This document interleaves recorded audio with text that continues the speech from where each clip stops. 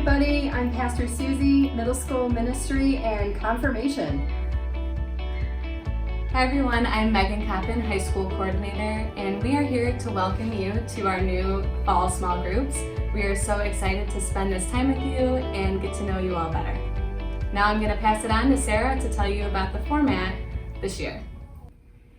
Hey y'all, I'm Deacon Sarah, and I'm here to talk a little bit about this new format for this new thing that we're doing for the fall. So we are really excited, and a big thank you to all of our small group leaders who will be with you in these small groups. Due to COVID, we've had to rethink and do things a little bit differently, and so we're really excited for how this might feel like a little bit more of a family style kind of youth group. We're obviously a really big church, but we are excited for the ways that this might create a little bit more intentionality around our discussions and our attendance and checking in with one another throughout the week.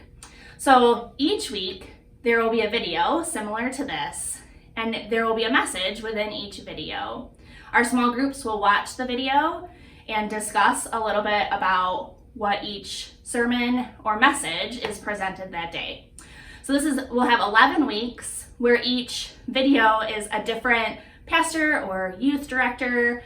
There's a campus minister, someone who's working in public health, all throughout this series to be able to present to you different folks from different churches. So as we know, the United Methodist Church is a global church, and we have the opportunity through this curriculum to experience different clergy folks and lay people in all different places in the world, and to be able to hear from their perspective. So some of the voices that you'll hear in these messages will be our clergy, but some of them will be from different churches, which is a really cool way to get different perspectives. So we hope that this will be a great time of learning and connecting through your small groups. Be kind to your small group leaders, be respectful. We'll talk about ways to create some intentionality within those small groups this evening. Our topic for tonight is identity, and how God creates an identity in each one of us. Often we get tripped up in what the world says, but through these discussions, we'll hopefully be able to really dig deeper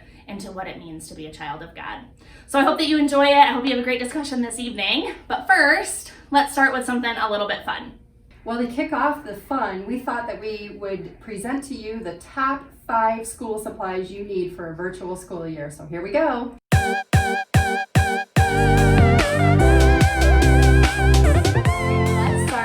Our top 5 virtual must-have school supplies for the year.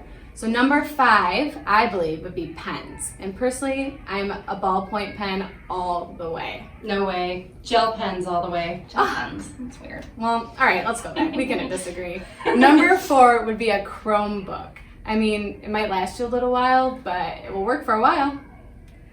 Number 3 would be new art or stickers to have behind you so you can look all cool and show what you really love to all your friends in school. Or one of those like tapestry things, isn't that a thing? Ooh, yeah. Oh yeah, set the scene. Set the scene, ooh, I like that. All right, number 2 would be a new mug or a water bottle. I personally think you should go Yeti all the way, or a Starbucks, one of those fall drinks. I'm all about that. Hydro Flask. I think you should have a funny mug each yeah. day, a new mug for each day. All right, tell me your mugs that you choose. And then, of course, a new t-shirt, like 5 t-shirts would be number 1, and a bunch of sweatpants, because... What else are you gonna wear? Right, I mean, that's all you have. You just see the top of you all day. Yeah. Let us know. Make sure you have something on the bottom. That's true. Oh, Sweatpants. yeah, please wear something on the bottom. These are our top 5s. Let us know your top 5s, and we are wishing you the best year ahead. Thanks, Megan. Hope you loved the top 5. We thought that would be a funny way to introduce, the craziest school year that will ever be. Now we're going to jump to our message for this evening from Reverend Nick Bonsky. He is the youth pastor over at Orchard in Farmington Hills, and he basically does what Pastor Susie and I do. He oversees the middle schoolers and the high schoolers. Yeah, so group leaders, after Nick's video is done, feel free to jump right into your discussion. Have a great night.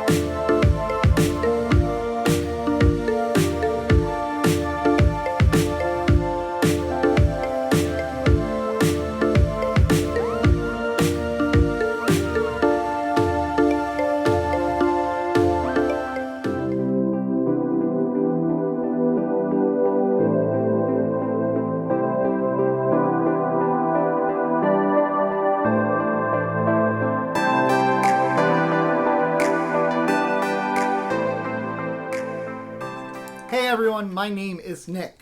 I am the pastor of youth here at Orchard United Methodist Church in Farmington Hills, Michigan.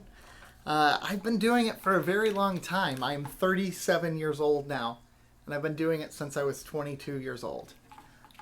It's a career I didn't think I would end up in, but I'm so grateful that I am. And I'm so grateful today that I get to focus on a topic that took me a while to discover, and that was identity. You see, we're going to focus on identity today because that's an important part of who we are. Because we know each of us has an identity, right? And that individuality of us, it makes us the people we are. Now, of course, we can look at identity from different ways. We could look at it from the physical characteristics, which are a quick and easy way to identify someone, right? For instance, if I ask someone to identify me today, they might say, he's about 6 feet tall, he doesn't have any hair, he wears glasses, he has blue eyes, he kind of has a weird walk to him. They might describe the way I talk. They might describe the clothes I wear. For instance, I wear a lot of t-shirts that have superheroes on them, or movies or video games, or just goofy t-shirts. I don't like to take myself seriously, so I present myself that way. So I wear a lot of stuff like that. That's how they would describe me. And you see, identifying someone by physical characteristics, it's a pretty easy way. For instance, if you close your eyes right now, you could probably describe friends and families and loved ones really easily, couldn't you?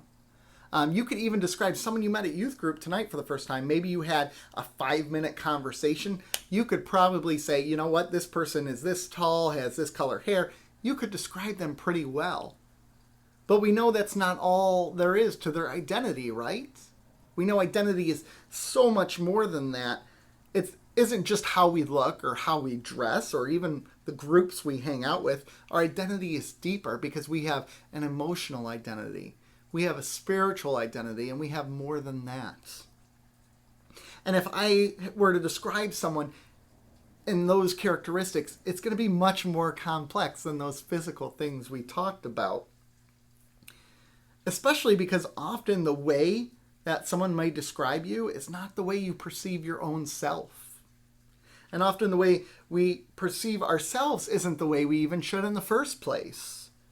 Because a lot of the times when we focus on our identity, we tend to focus on the negative, don't we? We focus on the voices in our head that say we're not good enough, and it forces us to maybe sometimes change our behaviors and our actions and how we talk and how we act. I know about this voice, and I know it well because it's a voice I deal with. And I'm sure if you talk with any leader, any youth leader, if they're honest with themselves, they have that voice as well. I'm 37 years old, and from the very time I remember thinking to myself that part of my identity is that my opinion wasn't important enough to share. That people didn't care what I think or what I had to say. People didn't want to hear it. It wasn't an important thing. And because of that little voice in my head, I often found myself being the listener in conversations. And I would find myself asking people what they want and what they needed, and I would be the person to do those things for them. Because I just didn't think people cared about what I wanted or what I needed. It's just not something that ever occurred to me. But you see, the thing about our identity is we're more than what we think of ourselves. And if I were to have a conversation with my friends, they would see that identity that I've crafted for myself in an entirely different way. You see, they would see a person who is there for them, who listens to them, who hears them. The person who listens before they talks, and the person who they know they're always heard in front of. And you may have friends like that too. The friend that you talk to that you know just hears you and understands you. Those are important people in our lives. It's an important compliment that I have to take from them because the voice in my head says it's not a good part of my identity. So the times when I do decide to put forth my thoughts and my feelings when I'm talking with my friends, well, they really know to listen. They hear me. You see, what I see as a negative in myself, people can see the positive in it. People see more than what we think we are. Now, this isn't to say that I should stay quiet or let that negative voice in my head win out. See, I should hear my friends and realize that often what I perceive as not wanting to hear others is really, or others not wanting to hear me, is really me wanting to hear others. What I perceive as my opinion not being important enough is really, I want to hear what other people think and feel before I tell them how I think and feel. You see, these are important distinctions to make. You see, it's a way of saying that our shortcomings are anything but, everyone. We tie up our identities in who we think we are and what people think we should be, that we often lose sight of who we really are. Now, one of my examples that I like to give is about my dad. My dad is like this giant goofball, right? I mean, he was the guy growing up that my friends used to love being around because he was always cracking jokes, always being kind of like making the dad jokes and everything. For me, it was mortifying. I'm like, oh, Dad, knock it off. But my friends absolutely loved it. They loved coming over my house because he just liked to laugh a lot, and people need that in their lives, don't they? He's the man who, growing up, even if we weren't in the room, like when he was down the hall and he didn't think other people heard him, you know how most people, when they sneeze, they go, "Hachoo"? Okay, so my dad would go, "Hachoo," like a shoe, and then he would follow that up with a sock as he sneezed. Or he would say, "Achoo," and then he would go, "A choo-choo train." Every single time since I was a little kid, it was the most annoying thing, but it would always make me chuckle a little bit. And to this day now, he still does it. He's in his late 60s and he still does it. And worse yet, I find myself doing it now too. But you know, the thing about my father is he's so much more than that goofball character. Because I know him in a way that few people do because he's my father. I know him as a deeply caring man. I know him as a man who is thoughtful. I know him as someone who's not afraid to cry. And that's a big thing for people in my dad's generation as a man. To cry was a big deal. He's the one who defends who he loves with a fierce, fierce passion. He is more than that man who ends up with the tie on his head at weddings dancing. For as embarrassing as that can be, he's so much deeper than that.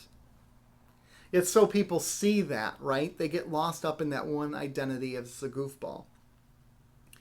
Our identities are so much of who we are. So the question becomes, how do we see ourselves, right? Now, do you find yourselves falling into the trap of seeing the worst in yourself instead of the best? You see, it's a human condition to do that. We all do it. We're filled with doubt and we try to be something we're not. We see the worst in ourselves. But I will tell you, everyone, God sees so much more of us. You see, God doesn't see the best of us. God simply sees us.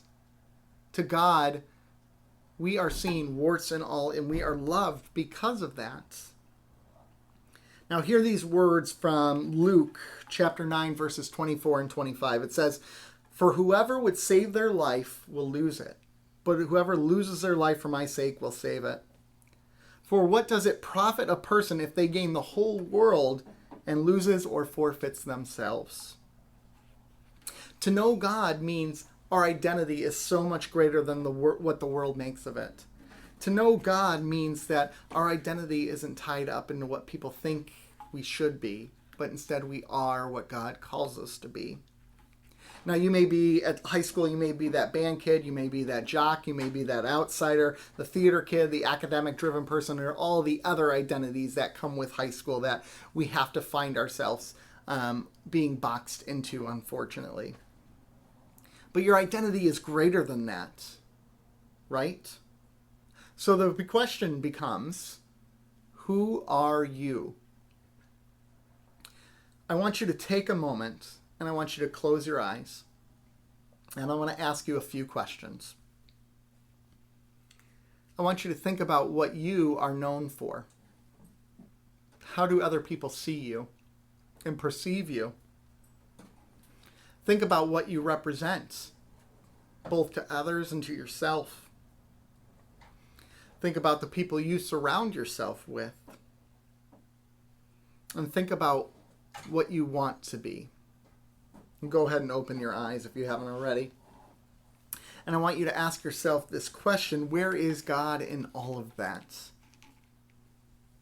Because to me, God calls us into our true identity, and the more we focus on God, the more of ourselves that become evident. And that brings out a joy in ourselves and a joy in others. I've mentioned how I thought of myself, of my views, as being a shortcoming, right? And how my friends viewed it as a strength on me. I really have no doubt that is how God works. Our fears, our inadequacies, our doubts, they're just that. They're ours. You see, because God doesn't see those things in us. God sees us as a whole, and I know your youth leaders see that in you as well. And if you need to be reminded of that, they will tell you that every day. And I tell that to my kids all the time. If you need someone to just call you and tell you how loved you are, well, I'm going to be that person. I'm going to be the first one on the phone calling out to you. So today, in our youth groups, we're going to focus on identity. We're in a new year, everyone. We're in a new school year, and you are all trailblazers in this new school year. And I got to be honest with you, this new online school thing, well, it kind of stinks, right? It really does. I mean, it's hard to be away from friends. It's hard to be isolated. Those are very difficult things. But I think there's one area where this online school thing is sort of a mixed blessing for us. You see, it gives us a chance to take a step back from the expectations that happen to us the second we step foot in that school building. It gives us a chance to not be boxed into a certain identity and really take some time to focus on discovering who we are and what our identity will be. So I'll leave you with this before you go off to do your discussions with your groups. Whatever you think of yourself, you are so much more than that. Whatever you think you're capable of, you're capable of so much more than that. Because, everyone, you are created in the image of God. That is each and every one of us. We have that identity. Each and every one of us has a little piece of God inside of themselves, and that is a wonderful thing. You see, it doesn't matter who you believe or what you do. God is in you and dwells inside of you. So the important thing is that you learn to lean into that identity and take some time to discover who you really are. You all, it's been a pleasure talking with you today. I really hope you have a great school year. I really hope that you have a great discussion tonight. One of the things I really hope you do is to work on discovering who you are. Know that you are loved. You're in a community that's a safe space for you. And whatever you dream of this group, the group will become. So good luck in the school year ahead and have great conversations. This is Pastor Nick. God bless everyone, and goodbye.